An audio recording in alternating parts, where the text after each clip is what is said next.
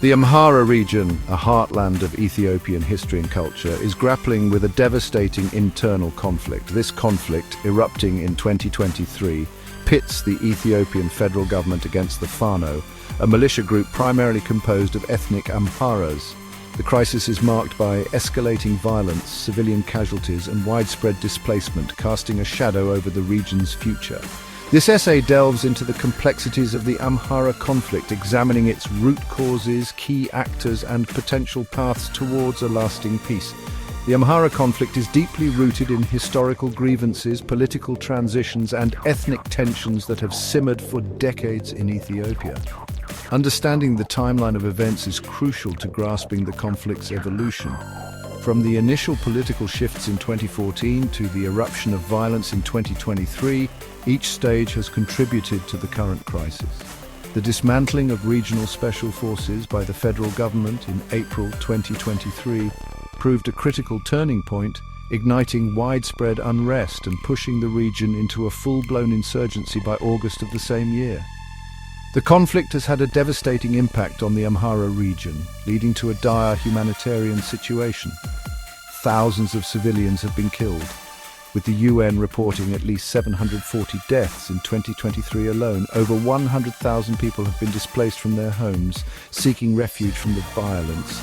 The conflict has exacerbated food insecurity, with over 2 million people in Amhara now reliant on humanitarian aid for survival. The instability threatens to further destabilize Ethiopia and the wider Horn of Africa region. To comprehend the Amhara conflict, one must delve into the deep-seated issues that have plagued the region for years. The mishandling of Ethiopia's political transition between 2018 and 2020 played a significant role in fueling the current crisis. During this period, the Amhara population, despite being the country's second-largest ethnic group, felt increasingly marginalized. Political leaders from the Amhara community found themselves sidelined, their concerns largely ignored. This perceived marginalization fueled a sense of resentment and grievance that contributed to the rise of armed groups like the Fano. Furthermore, the fallout from the Tigray War from 2020 to 2022 significantly exacerbated tensions in the Amhara region. While the Fano initially allied with the government against Tigrayan forces, the peace agreement that ended the war failed to address key Amhara concerns. Territorial disputes, particularly over the fertile lands of Western Tigray, remained unresolved, leaving the Amhara people feeling betrayed by the very government they had supported. The government's decision to dismantle regional special forces, seen as a vital security force by many Amharas, further fueled the perception that their interests were being disregarded. Adding to these grievances is the Ethiopian government's handling of the Amhara conflict itself. The declaration of a state of emergency, while intended to quell the violence, has been criticized for its heavy-handed approach. Restrictions on media and communication have made it difficult to ascertain the true scale of the conflict and have fueled accusations of human rights abuses by government forces. The lack of meaningful dialogue and attempts to address the root causes of the conflict have further deepened the divide between the government and the Amhara people. At the heart of the Amhara conflict lie two main actors, the Fano militia and the Ethiopian federal government. The Fano, a loosely organized network of armed groups, draws its support primarily from the Amhara ethnic group. Lacking a centralized command structure, the Fano is composed of various factions, each with its own set of objectives and motivations. This lack of cohesion presents a significant challenge to resolving the conflict, as any negotiation process must contend with the Fano's internal divisions. The Fano accuses the Ethiopian government of marginalizing the Amhara people, suppressing their culture, and failing to protect their interests. They view the government's attempts to centralize power as a direct threat to Amhara autonomy and identity. The Fano's tactics vary widely, ranging from targeted attacks against government installations to controlling territory in Amhara.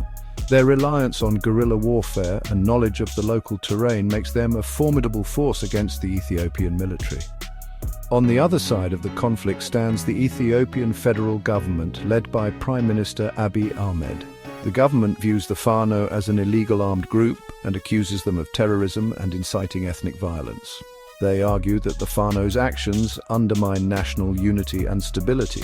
The government has responded to the insurgency with military force, deploying troops and launching airstrikes against suspected Fano positions. However, this approach has drawn criticism for causing civilian casualties and further fueling the cycle of violence. Finding a lasting solution to the Amhara conflict is a complex and challenging endeavor. One of the primary obstacles is the lack of trust between the warring parties. The Fano's decentralized structure and diverse motivations make it difficult to engage in meaningful negotiations. Additionally, the government's reluctance to address the root causes of the conflict, including Amhara grievances and demands for greater autonomy, hinders progress towards a peaceful resolution.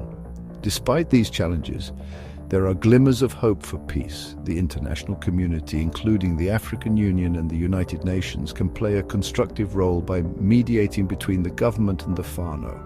However, for any peace process to be successful, it must be inclusive and address the underlying issues driving the conflict.